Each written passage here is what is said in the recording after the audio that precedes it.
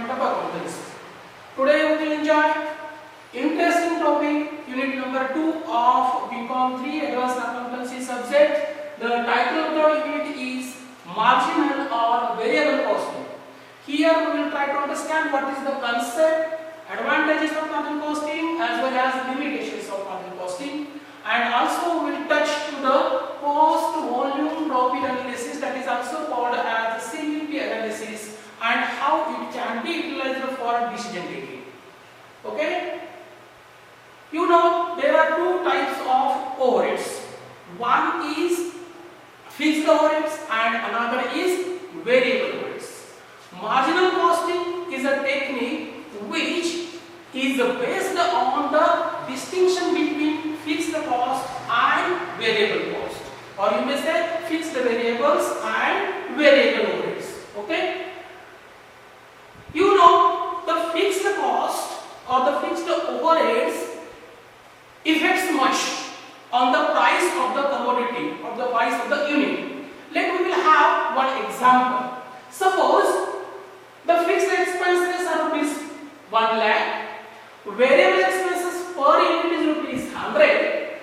Then if we calculated cost per unit for the production of 1000 units, 2000 units and 5000 units, then you will see here variable expenses for 1000 units, 1000 into 100 will be 1 lakh, 2000 units, 2000 into 100 is equal to 2 lakhs, and for 5000 units, 5000 into 100 is equal to 5 lakhs. Okay, then fixed expenses are fixed, so it will remain constant 1 lakh, 1 lakh, 1 lakh. Then total cost or total expenses will be 2 lakhs, 3 lakhs and 6 lakhs. If we calculated the total cost per unit, then it will be rupees 200 for 1000 units. It will be rupees 150 for 2000 units, and it will be rupees 120 for 5000 units. What we learn from this example, that when we increases the volume of production, then the total cost per unit goes in decreases. Okay, we will see then what is the concept, what are the definitions of marginal costings or the various terms used in marginal costing. Okay, the Institute of Cost and Management Accountants England defined marginal costing and the related terms in this manner. First we will see the definition of marginal costing. Marginal costing is the ascertainment of marginal cost and of the effect on profit of changes in volume or type of output by differentiating between fixed cost and variable cost. Okay, what it means? It means marginal costing includes two steps. One is ascertainment of marginal cost. Marginal cost means variable cost, which changes according to the volume of production. And second is effect on profit of changes in volume. It means first we have to determine what is the marginal cost, and second we have to find out what is the effect on profit of changes in volume or type of output, and how it can be determined, how it can be done by differentiating between fixed cost and variable cost. Okay, so marginal costing is the ascertainment of marginal cost as well as checking or verifying or determining the effect on profit of changes in volume or type of output. Okay, then we will turn to the next term, that is marginal cost. Marginal cost, the definition is the amount of at given volume of output by which aggregate costs are changed if the volume of output is increased or decreased by 1 unit. So marginal cost is the increase or decrease in the cost. If we increase the volume of output, how much cost will increase or decrease? This difference is called as marginal cost. Okay, a unit may be single article, a batch of articles, stage of production, capacity or department, whatever it may be. Okay, so marginal cost is the increase or decrease in the cost if we increase the aggregate production by 1 unit. Okay, the next term is fixed cost, a cost which tends to be unaffected by variations in volume of output. The cost which cannot change according to the volume of production, it is called as fixed cost. And the variable cost, a cost which tends to vary directly with the volume of output. The cost of the overheads or the expenses which changes, which increases according to the increase in the volume of output, or which decreases according to the decrease in volume of output or production, it is called as variable cost. There may be some semi-variable expenses or semi-fixed expenses.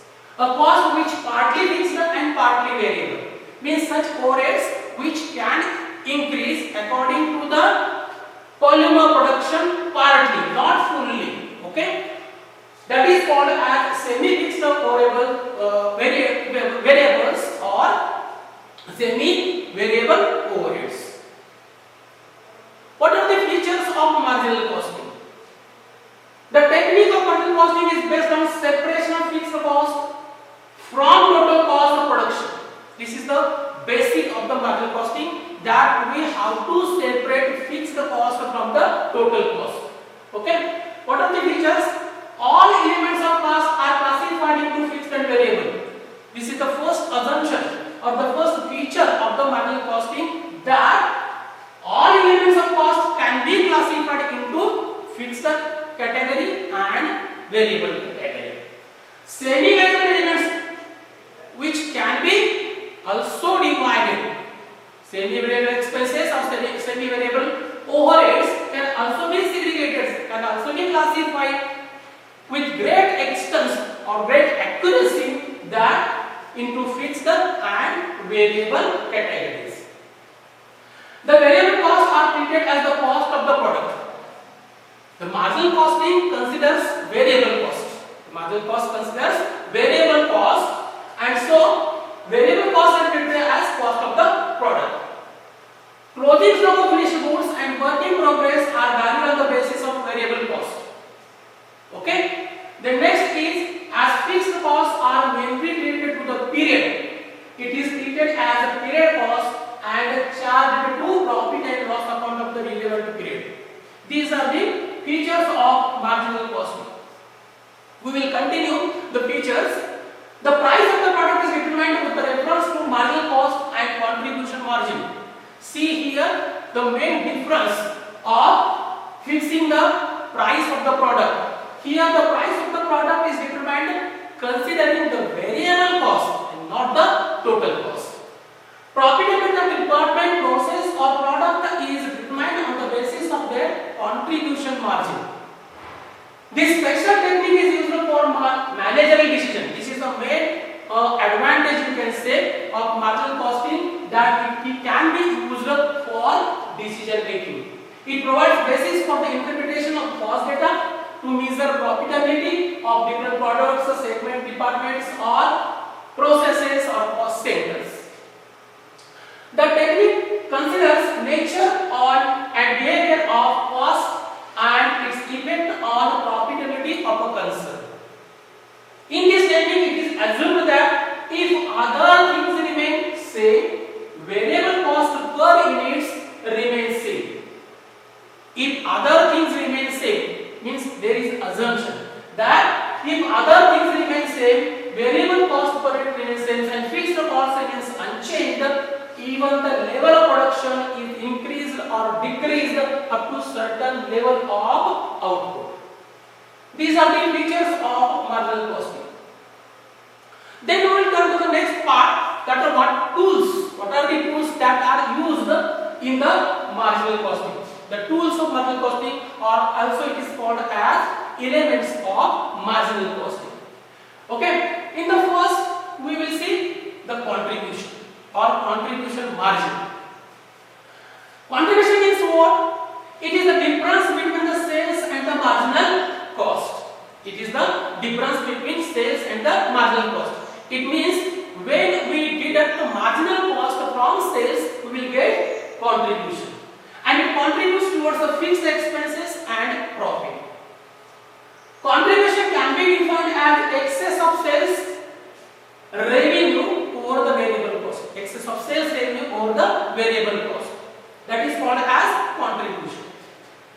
The concept of contribution is based on the theory that the profit and fixed cost cannot be equitably apportioned to different segments of a business or units of production. Contribution can be used as a measure of efficiency of operations. Higher the contribution, higher the efficiency, and lower the contribution, lower the efficiency. Okay? So contribution shows, or contribution is used to find out, is used to calculate the efficiency of the organization or of the department or the cost center. It is calculated by applying a simple formula, that is contribution is equal to sales minus marginal cost or sales minus variable cost. Okay? It can also be calculated by using another one formula, that is contribution is equal to fixed cost plus profit or fixed cost minus loss. Okay? It means there are four factors. There are four factors. One is sales, second is marginal cost or you may say variable cost, third is fixed cost, and fourth is profit. Sales minus variable cost is equal to contribution, or we can consider the other two factors, that is fixed cost and profit. So contribution is equal to fixed cost plus profit, or if there is loss, fixed cost minus loss. The next is marginal cost equation. Marginal cost equation. Marginal cost equation is a formula. Marginal cost equation is a formula which explains the relationship among the sales, variable cost and contribution. Here we will consider contribution. Contribution means fixed cost plus profit.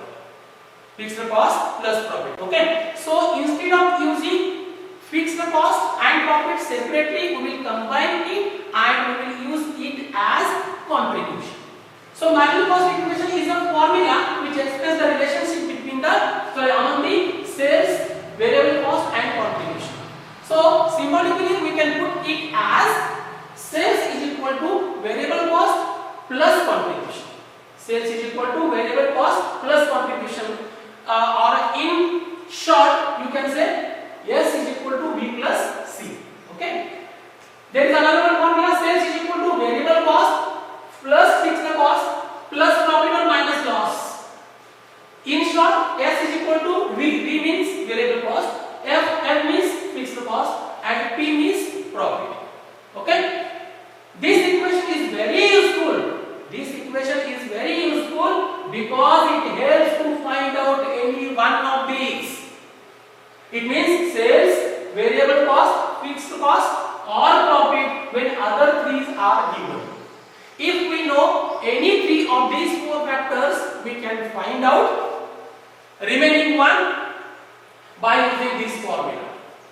Next element is marginal cost statement. Marginal cost statement is a tabular presentation of the marginal cost equation. Just we discussed the marginal cost equation. This equation is presented in the tabular form. Okay. Simple. Sales is taken first. Variable cost is deducted. Sales minus variable cost equal to contribution. We have already seen. From contribution, if we deducted fixed cost, we will get profit or loss.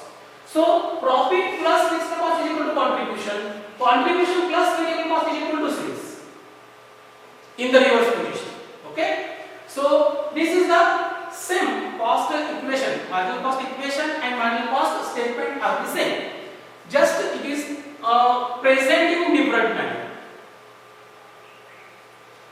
The marginal cost statement can be extended in this way. We will take first sales and we will deduct all variable costs or variable overheads. Variable overheads means what? All direct material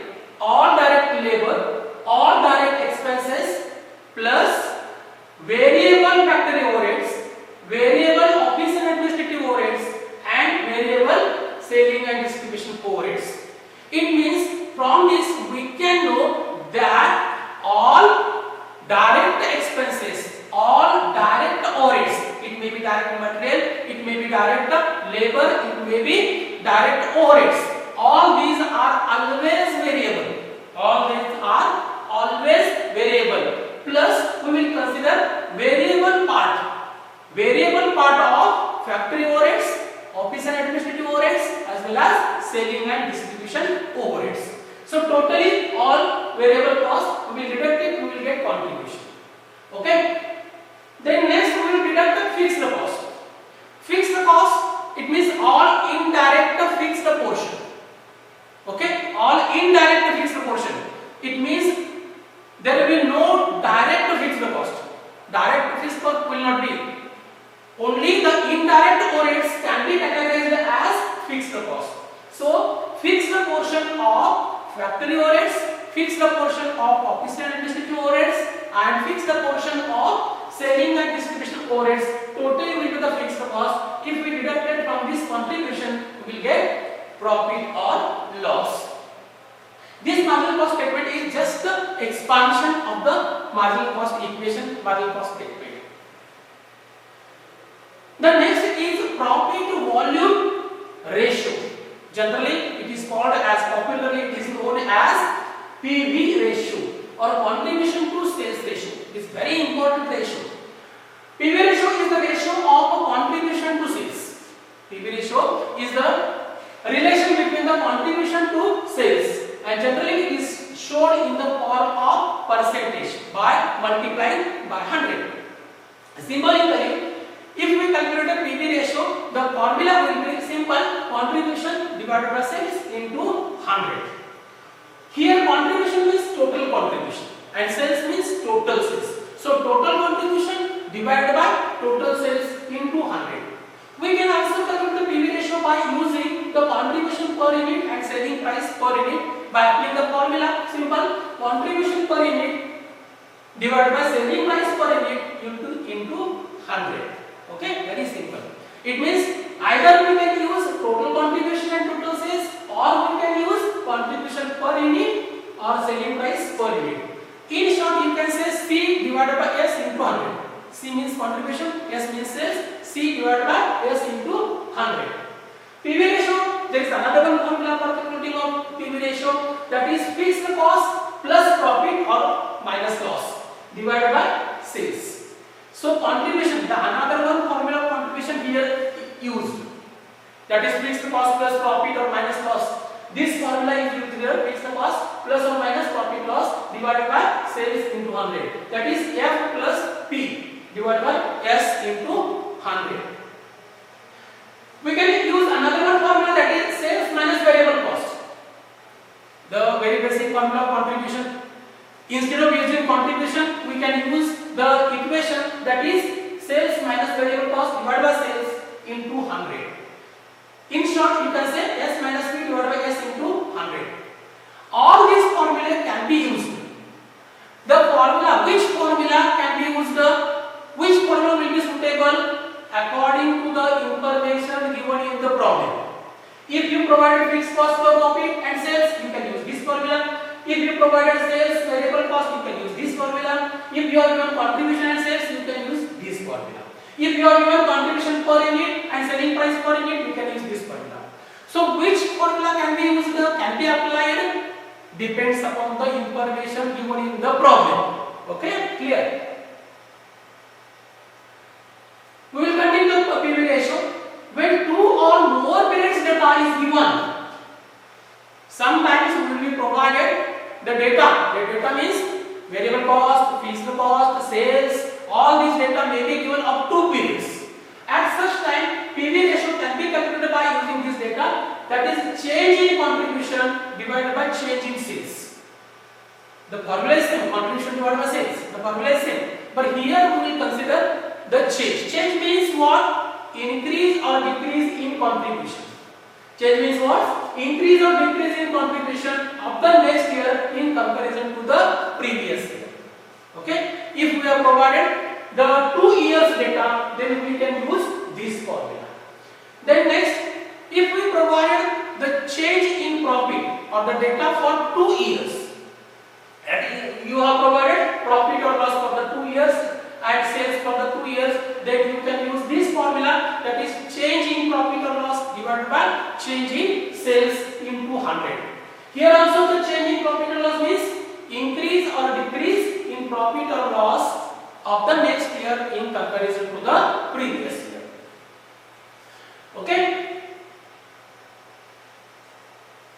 PV ratio, as I stated earlier, PV ratio is the most important ratio in the marginal costing. It is very important tool. It is very important element of the marginal costing. Okay. What is the importance? PV ratio is most important. Why? One, it points out the profitability of a business. By using this PV ratio, we can calculate, we can find out the profitability. Second is comparison of PV ratios of different products. Different products reveals which product is more profitable. So by using PV ratio, we can find out which product is more profitable. Also, comparison of PV ratio of different periods. Now we are using the word periods. Okay, in order to understand trend of the profitability. If we calculated the PV ratio for past 1, 2, 3, 4, 5 years, then we can know what is the trend of a profitability. It means if we calculated the PV ratio of 2 or more than 2 years, then we can know what is the trend of profit, whether it is increased or decreased or whether it is stable. We can know the trend. Higher the PV ratio, more is the profit. The very simple calculation here is that higher the PV ratio. When PV ratio is high, we can say that profit is high. And vice versa. It means PV ratio is less, low, then we can say that profit margin is less. It also helps to know break-even point. Break-even point is the point where the owner of the business organization cannot earn the profit as well as at the same time cannot suffer the loss. The no profit, no loss point, that is break-even point. We will go ahead and we will see in detail regarding the break-even point. That is break-even point. Break-even point is the point where neither profit nor losses have been made. It is the point where there is no profit, no loss. Means total cost equals to the total sales. Total cost equals to the total sales. That is the point, that is break-even point. At this point, contribution equals the fixed cost. Contribution equals to the fixed cost. Zero profit. Or in other words, you will say total sales equals to the total cost. Okay. This point shows what should be the amount of sales or how much units to be sold in order to reach at no profit, no loss stage. Break-even point is important because it gives us, it shows us that how much units to be sold to at least there will be no profit, no loss. Okay. Break-even point can be calculated by using any one of the formula. That is, break-even point is equal to fixed cost divided by contribution per unit. That is F divided by C per unit. C means contribution. When you will be provided the data in rupees, then you can use fixed cost divided by contribution into sales. Fixed cost divided by contribution into sales. Okay.